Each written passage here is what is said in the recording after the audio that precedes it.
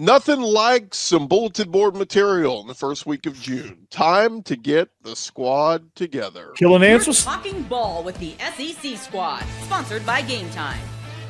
From Alabama to Tennessee, from Georgia to Oklahoma, from Auburn to Texas, it's the local experts of the Locked On Podcast Network bringing you scoops, breakdowns, and the most comprehensive preview of the upcoming SEC weekend. It's the SEC squad, and we have a seat for you. Hurt feelings and thin skin are prohibited. Squad up, you're part of the SEC squad. And what's up, everybody? Welcome into the SEC squad. Sit back, grab your favorite beverage, and join us as we get you ready for another week of the offseason. And guys, only a few more weeks left. We are into June here, so it is prime off season, but man, we are just a couple weeks away from this thing actually kicking off. And today's episode is brought to you by FanDuel. Right now, new customers can get $200 in bonus bets when your first $5 bet wins. Visit FanDuel.com. Let's welcome in our panel this week on the SEC squad. We got Corey Burton from Locked On Vandy. We got Jimmy Stein from Locked On Bama. We got Stephen Willis, host of Locked On Ole Miss. I'm Chris Gordy, host of Locked On SEC. And guys, we got plenty of stuff we got to get into, but first, nothing like some bulletin board material in week one. And I'm glad we got our Vandy host and our Bama host this week, because some interesting quotes from Ryan Williams, who we can confirm has turned 18 years old, the star wide receiver heading into his true sophomore season in Tuscaloosa, going on a podcast this week with John Gruden, where he talked about the losses last season and said, we don't call them revenge games. We're going to kill an ant with a sledgehammer this year. Corey, he's saying Vandy's an ant. How do you feel about I don't that? know who I don't know if he's talking about the right ant here, but John Gruden asked him specifically about that game, and I cracked up when I was like, I had that realization that, wow, Vandy's on the map. Like, he's actually responding to this. And he's talking about killing ants with sledgehammers, and, he's considering Vandy a threat. Like, whoa, okay, here we go. And then I made sure to tag Diego Pavia, make sure he knows, just in case he had trouble motivating the boys for that game. I tagged him. I don't know if he actually saw it. Always difficult to get up for Alabama. I know it's so tough, man. You have to have that like Michael Jordan, LeBradford Smith type motivational game where you just have to create some sort of storyline. And hell, why not use one that falls right into your lap with Barstool Gruden, John Gruden, and on Inside the FFCA, where he had the boys on there. So that's I love it, man. It makes it so much fun when there's a little bit of trash talk, honestly, and I'm excited for this one. This wouldn't happen with Saban there. Saban wouldn't do this. Not a chance, right? Yeah, it wasn't until NIL and the players making appearances on shows like this that players were even talking to the media anyway. Saban didn't like players talking to the media unless it was under, specific players made available for specific things. This show never would have happened. But, post NIL, current college players make appearances on shows. Sometimes they're even paid to do so. But under Nick, it wouldn't have happened for a couple of reasons. You guys remember, was it Quinnen Williams? I think it was that was being asked one time about preparing for Kyler Murray in Oklahoma, and Quinnen was about to take a shot at Kyler and got the sentence about halfway out of his mouth, and then stopped suddenly, pulled it back in, and then basically was like, "Never mind, no comment. Never mind, no comment." That's what happened during the Saban years. It's everything's going to be a little different, under DeBoer. But hey, before the season starts at Alabama, they're going to talk about that the big game is Georgia, that it's a big game against LSU. Let me tell you, Vanderbilt, you lose to Vanderbilt a second time in a row, this time at home, that becomes the biggest game of the year. I mean, that's the one people will talk about forever. So it is.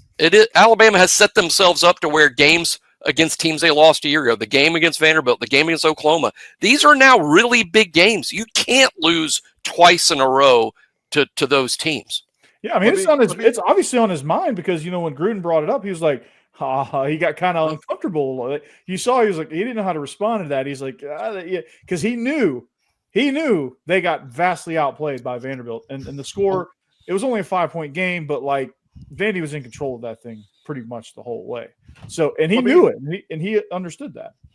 let me bring this up too. I follow a lot of the NFL draft folks, Corey, and I saw one of the NFL draft nicks out there says he thinks Eli Stowers is due for a monster year. He thinks he's going to be the #1 tight end off the board next year. Yeah, I saw a mock draft with him to the Eagles. Yeah, in the first round. So again, that's wild. I mean, but this is like, are we not talking enough about Vandy? Like last year, they were the fun story and all this, but like Pavia back, Stowers back, Cedric Alexander back in the backfield, Langston Patterson at linebacker. Like there's a lot of good pieces on this Vandy team. I don't think it was a fluke. Like I think most of us think it was a fluke. I think Clark Lee and Vandy could be a problem again next year for a lot of teams. You know, it's really interesting that over the last 10 to 15 years, tempo became the thing. Everybody wanted to go as fast as humanly possible to get the defense off guard. So the defenses had to get quicker. They had to get faster. Vandy wants to run 55 plays and go as slow as possible. It's almost like the pendulum has shifted to the point where if you play that slow, you have the edge over the tempo. Yeah, because you keep those defenses off balance, and they did the opposite of the hurry up no huddle. They did the turtle no huddle, which they made it seem like sometimes they were going fast, but they really weren't, and it forced Bam to really second guess themselves. It forced those guys, and I never thought I'd see a team with that type of tempo and that type of philosophy. I thought I'd never see a defense wear down just by standing out there. But like it gets exhausting just being out there.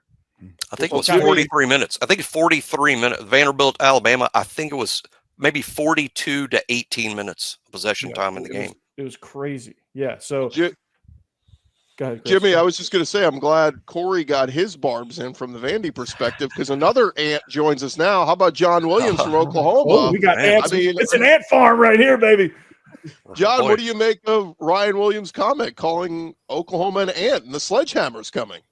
Give me more of that in college football. Like I want more of the villain mentality that speaks with your chest. Like that's what makes a lot of what college football is so much fun. A lot of times it's the coaches, right? The coaches are the ones getting out over their skis, saying the things that creates the bulletin board material. I love it when the players do it.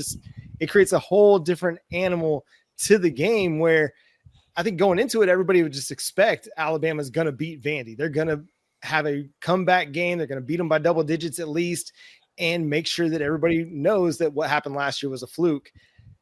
Now that he said it, I'm sure it's going to get Diego Pavia. He's going to get Clark Lee. He's going to get all those guys a little bit more fired up as if they weren't already going to be really fired up for that game. Might just have a little bit extra juice, but I love it, man. Give me more of that, Ryan Williams. Yeah, no doubt, man. Yeah, I love it, man. And Diego Pavia is going to fire back at some point, and that's right, exactly. The post-game interview is going to be electric.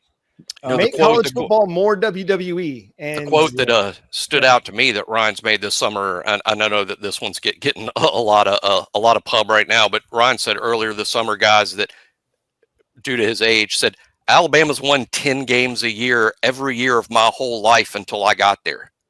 And that's what's motivating him, he says, and his teammates for this season. Alabama had won 10 games every year of Ryan's life until last season when they only won 9. That's an amazing and lifetime. And now I feel seasons. Yeah. The only thing I didn't get about his other quote, he said every game that we fell short last year, we definitely got red eyes going into. What does he mean? Red ass? What is red eyes? Yeah, I'm not sure. I'm gonna have to get him to explain that one. That's the one thing never mind. Yeah, Gruden needs to submit his questions in writing in advance so you can go over it before the taping starts. Who even knows what Gruden means all the time? I don't think Gruden even knows what he's going to ask in the moment. He's what about Vandy? What happened here, man? You know how Gruden is. Hey, I could watch him open boxes all day. By the way, that's that's high quality entertainment. I hope he never goes back to coaching because that dude's crushing it at Barstool. Yeah.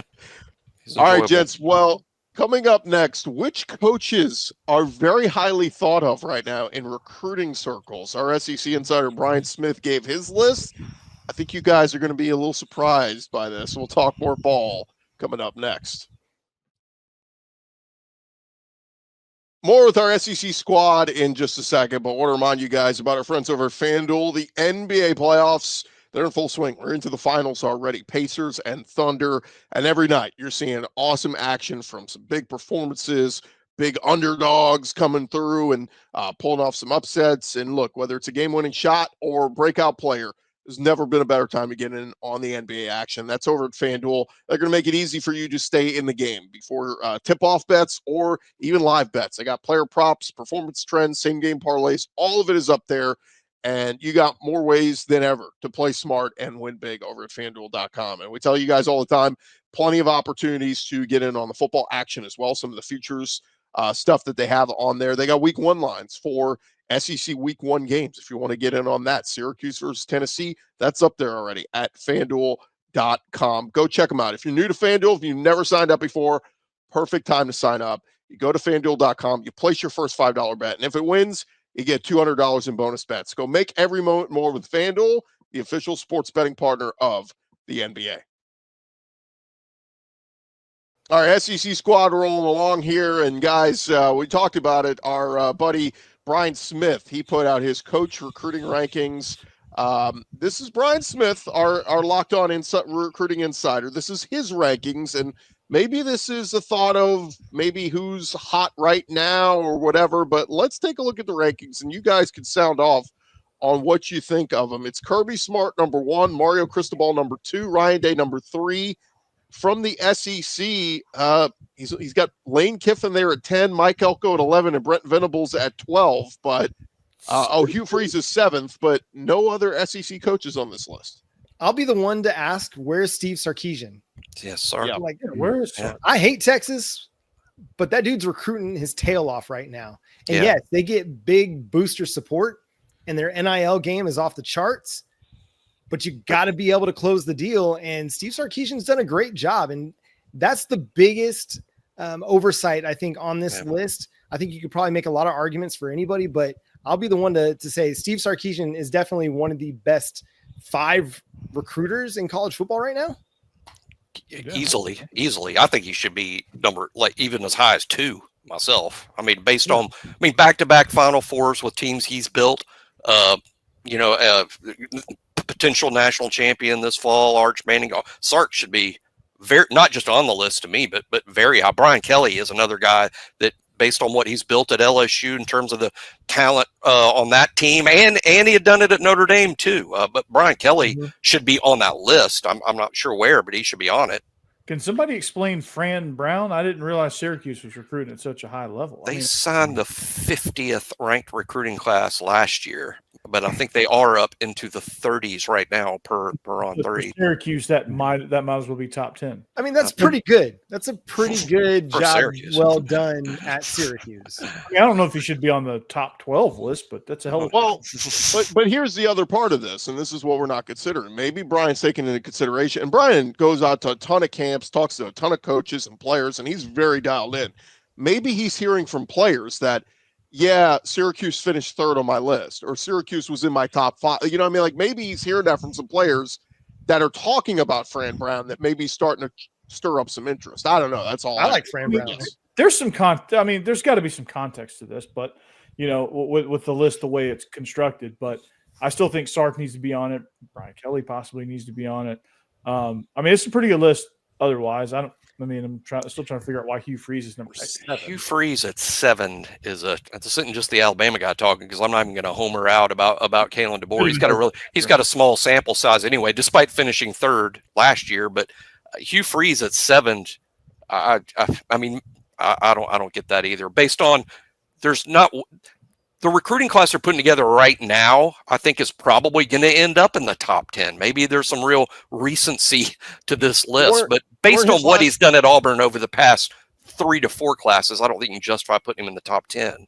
Well, weren't his last couple classes top 10? I thought the Cam Coleman class, and again, that was the very last one. The very last one. It looks like a good class so far. It does. That's why I think he's in the discussion. But 7 is he's an honorable mention. It looked like he walked through Alabama and got everybody. That's just the way the recruiting went last year, to where Auburn was able to kind of clean house. And I do agree that Sarkisian needs to be on that list. He did not get the benefit of the doubt of Texas's NIL. NIL, but Mike Elko did get the benefit of the doubt with their NIL. And at the end of the day, the NIL situation is the reason the players are there. So if you have one, the other one almost has to be there. And it's a part of the puzzle now. Yeah. We need to get over the idea that it's some, thing that we shouldn't be talking about. They mentioned Nyjah Kennedy's NIL deal in the Women's College World Series broadcast the other night. It's fine. It's part of the equation that these players are considering. It's okay. But yeah, Elko being on the list and no Sark, and listen, I think Brent Venables has done a really good job recruiting. If you bumped him off the list to put Sark on there, I'd totally understand.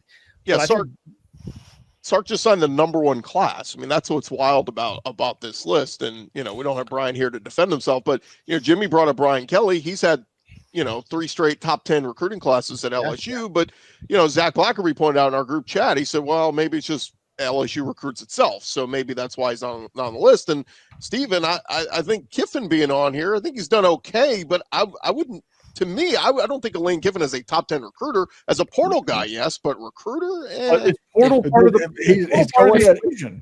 I think portal's part of the equation. Kiffin is in the battle for a 4th straight year with a 5-star prospect. That's never happened at Ole Miss. Yeah, if you're taking the portal into account, I think Lane Kiffin definitely belongs in the top 10. Taking the portal into account, to me, that's an absolute slam dunk. But in fact, the portal is the only reason that Brian Kelly wouldn't be on this list at LSU. Well, no, Brian Kelly just had the number 1 portal class. Yeah, but he just got serious about it. It was a situation that they weren't even being a thing the last couple of years in the portal because they were going to recruit through high school. That was going to be their strategy. Once they kind of shifted, it's changed, but you don't necessarily have the sample size. Like I said, I don't know. I don't know exactly what the criteria was on this list, but I mean, that's the only justification for leaving Brian Kelly and LSU off this list. And look, Kalen DeBoer just had, the number 3 class this past year. If he continues at that rate, and Alabama's got a lot of ground to make up right now, but as we know, we're seeing kids this week starting to fly off the, make commitments, but it's fair not to list him based on just a small sample size. I mean, really 2 classes at Washington, working on a 2nd class at Alabama. That's really the whole. I mean, we're not grading his recruiting at Fresno or at Sioux Falls, So I think the small sample size I could get as to why you wouldn't include him on the list. I think that would be fair. But again, there's just a couple names on it that I'm not sure should be in favor of others, like Sark, like Brian Kelly. Well, I feel like Billy Napier has actually done a pretty decent job at Florida. The results on the field haven't been there, but you get DJ Lagway and he's put together some really strong classes there at Florida, despite some lackluster results on the football field, which I think is kind of impressive. The 2026 class is not going very well for Florida right now. Now, maybe that's because he could be dead man walking again, but you're right. I mean, what last year's class finished 7th in the 24/7 composite. So, I mean, it was the top 10 class with Lagway, the big part of that. I'll give a little love to Josh Heupel too. I mean, he finished with the 11th best class last year. Right now, he's got one of the top quarterbacks and Brandon Faison committed. Like, Josh Heupel deserves some love as well for what he's done recruiting wise. Yeah, he's basically recruited a playoff team. I mean, the playoff team that went last year, I mean, I'm sure it had some pieces from another staff, but for the most part, Josh Heupel has recruited and created a playoff team, which is more than, like Fran Brown has. Hey, is Kirby Smart on that list? He was number 1. He was number 1. Okay. I'm questioning Mario Cristobal at number 2. Maybe I just don't follow Miami recruiting enough, but that's probably true. But I've always felt like Mario was a pretty good recruiter, even dating back to his time at Oregon. It was to me, it was more of just the execution of getting all these really good players together. Now, what do we do with them? I feel like he's a good recruiter, maybe the X's and O's and just the execution of, hey, we've got these talented players. Now we got to actually have results on the football field. I think he's a good recruiter, though. And the whole winning football monster. Yeah, Miami is the port. They're doing well in the portal as well. But again, I think this was just recruiting. But yeah, Cristobal needs to worry about that. Winning football games. Yes, just have the Heisman Trophy winner, and you said that, Gordy. I don't think that it can be just recruiting anymore. It's all roster building. It's all in one bucket. Roster management. Yeah. It's a very different ballgame. I've been thinking about this a lot because somebody did a really good article on Brent Venables and Jim Nagy just the other day. And, acquisition. yeah, it is the NFL model. You're going at it 365 days a year where you're trying to add talent. It doesn't matter where it comes from. These coaches, they still want to have a big percentage of their roster made up of high school recruits that they've recruited and developed, but they're going to sign free agents. They're going to go get those mercenaries in the portal to make their rosters even better. And that's where they're going to really invest their NIL dollars for the most part, because that's proven production that they can replicate to their team and that they're willing to pay for, as opposed to the high school kid. You see it all the time. These 4 or 5 star kids that, they're going out and they're paying for them and they're getting them on campus and they're flaming out before they even do anything significant for that program. So yeah, that roster construction part of it, it's not just high school recruiting anymore. It's not just portal acquisitions. It's all of it together, and it has to blend and it has to come together as one. And a lot of these coaches do a really good job at both of those things.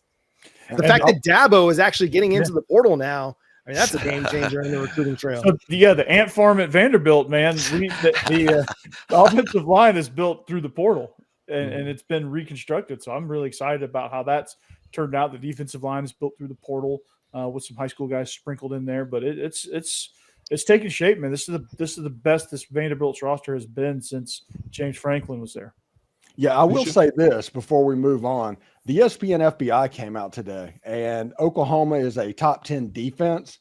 If that offense is just average, all they need is an average offense, they are going to be a problem. Well, it's funny you bring that up, Stephen. That's going to be our next segment, the ESPN FPI. Who do they think will make the playoff? The SEC squad, talking more ball, coming your way next.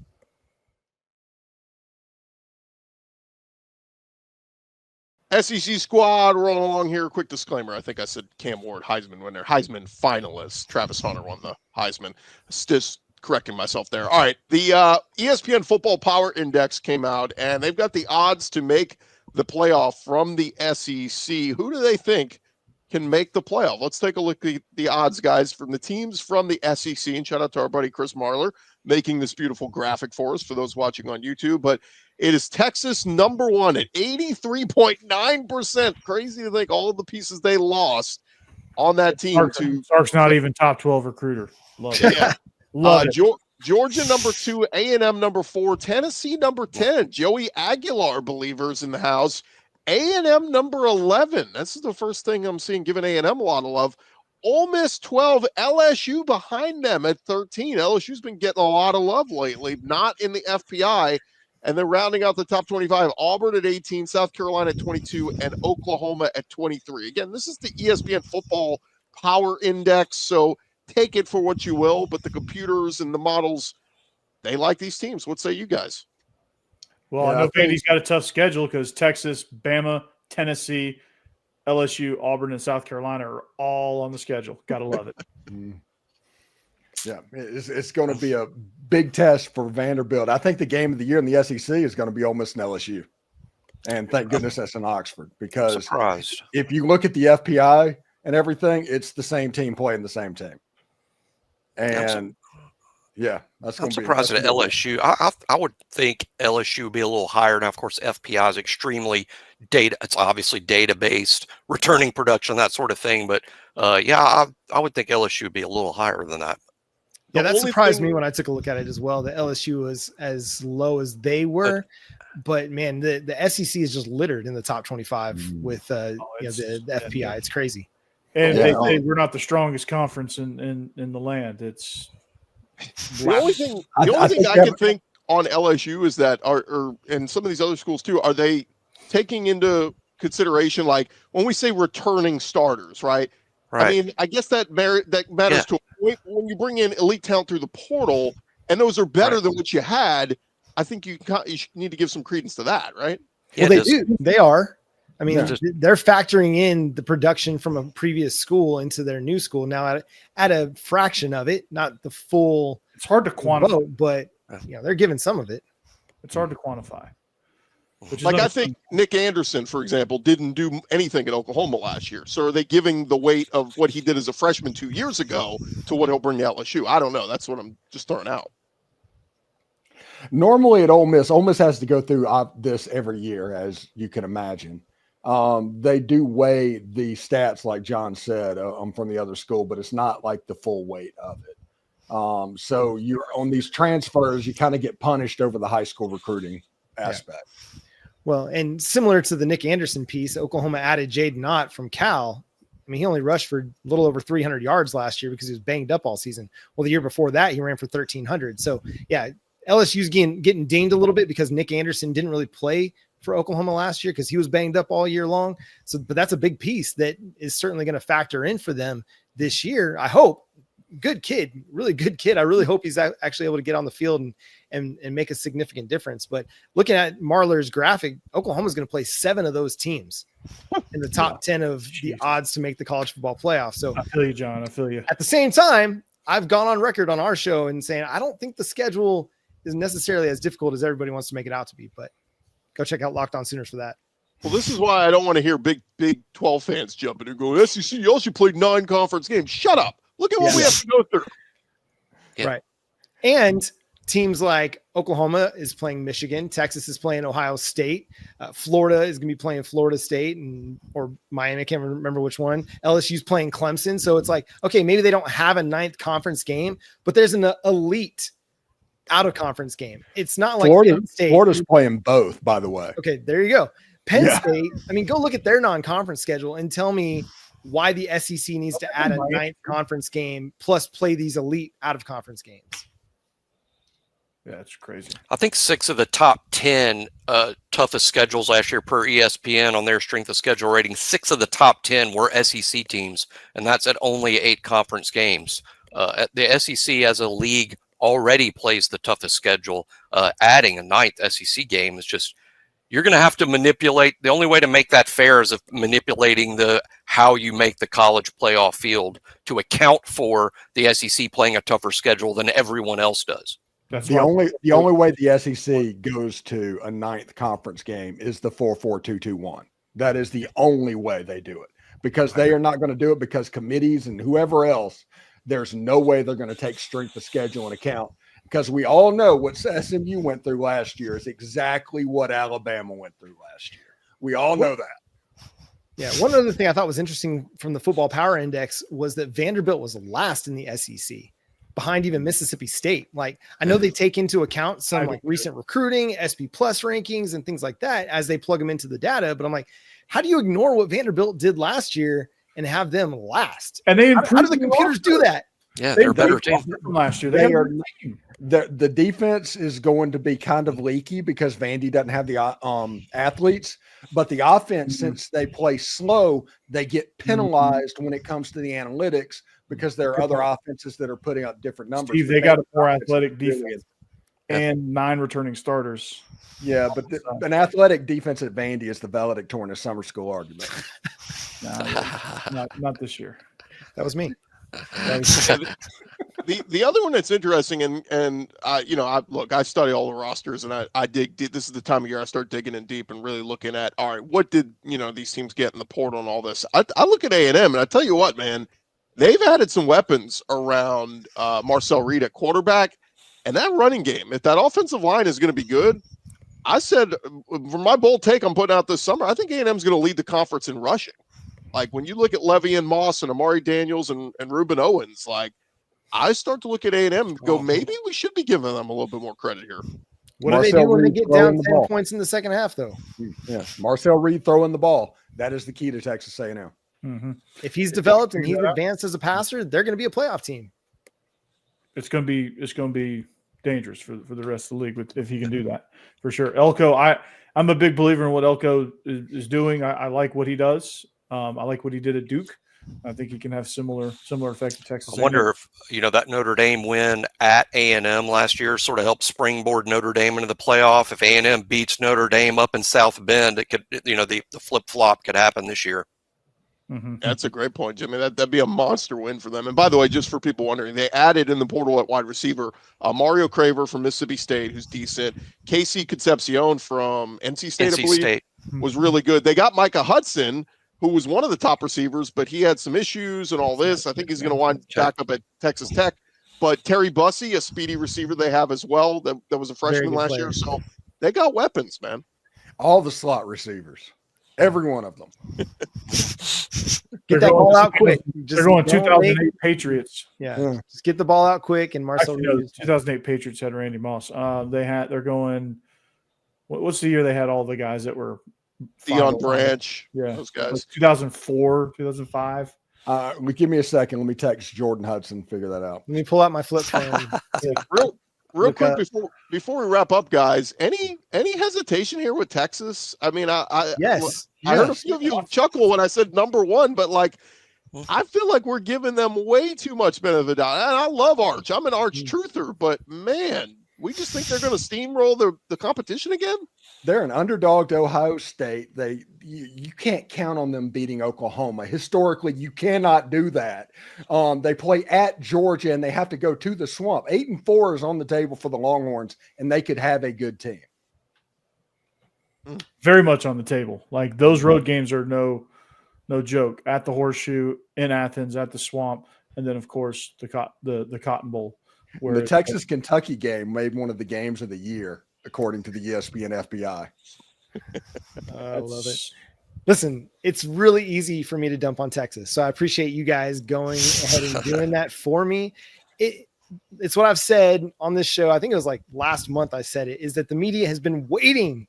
They've been waiting with bated breath for Texas to make back-to-back playoffs so they could finally make Texas back, finally put them at number one, finally push the quarterback as the Heisman Trophy contender. And it's going to be a retooled offense. That defense is going to be really, really good. The defense is going to be really good. And that's going to keep them in a lot more games than probably it should. And it's going to give them a chance to win some games that maybe they wouldn't have otherwise.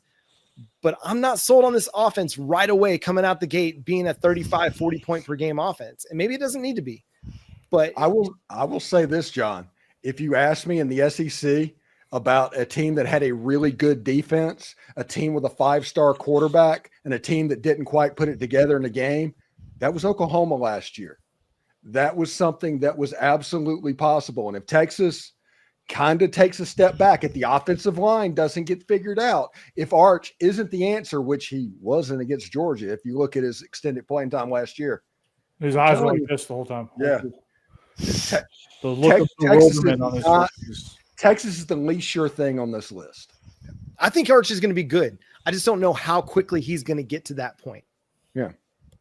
Well, on the way out, I will give some props to Texas, rather. They're going to play for a national championship in softball, and OU's reign ends. 4 straight titles. Couldn't get there for a 5th.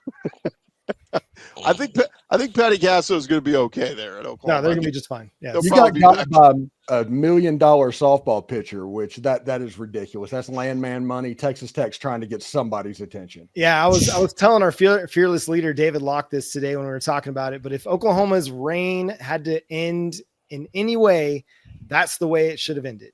Playing against the best pitcher in softball, you got a moment where you got to tie the game late, and it is what it is. They won the game. Tech won the game. They had the clutch hits when it mattered the most, and Oklahoma was able to get some runs against Nigel Kennedy, who was just amazing, just absolutely incredible. But all good things must come to an end at some point.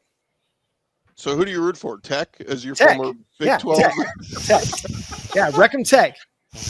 Always never against Texas. Texas for never. John, Texas you got to be never. team. We got to be Texas team for SEC. Never. No. Never. Yeah, the We could spunky. be a two-team. We could be a 2-team conference like the Pac-12, and it would still be Texas for never. Got to root for that spunky underdog Tech and their $1 million pitcher. I mean, Jerry Glasgow, Nigel Kennedy, and the rest of the Louisiana Raging Cajuns. Tech is desperately trying to get the Big Ten of the SEC's attention in case the split off happens. They want to be on the radar. Jimmy told me he would root for Auburn if they were playing for a national championship of softball. So Good thing he'll never have to. I don't think that's going to a decision that I'll be confronted with anytime soon. Little Alabama nugget: Oklahoma avoided being shut out for the first time since Montana Fouts did it back in 2019. So, well, we might have Auburn in Omaha. We'll see what happens in the baseball. It's certainly not going to be Vanderbilt. That's for sure. hey, tell your people to We get do not Vanderbilt a talk about softball team. Let's go. Yeah. Stephen Willis, a big Murray State fan. Yeah, we do not talk about baseball. What is this sport you're speaking of? All right, folks. Not like cricket, I've heard. Remember to follow and subscribe to your favorite SEC show. We'll be covering your favorite team all throughout the offseason. And don't forget, I'll have you covered with the entire conference each and every day with Locked On SEC, part of the Locked On Podcast Network, covering your team every day. For our SEC squad, Corey Burton, Stephen Willis, John Williams, Jimmy Stein, I'm Chris Gordy. We'll talk to you guys next week right here on the SEC squad. Go Ant Farm. Alien Ant Farm needs to play in the stadium. Dave That Matthews. needs to happen every week. Jimmy, make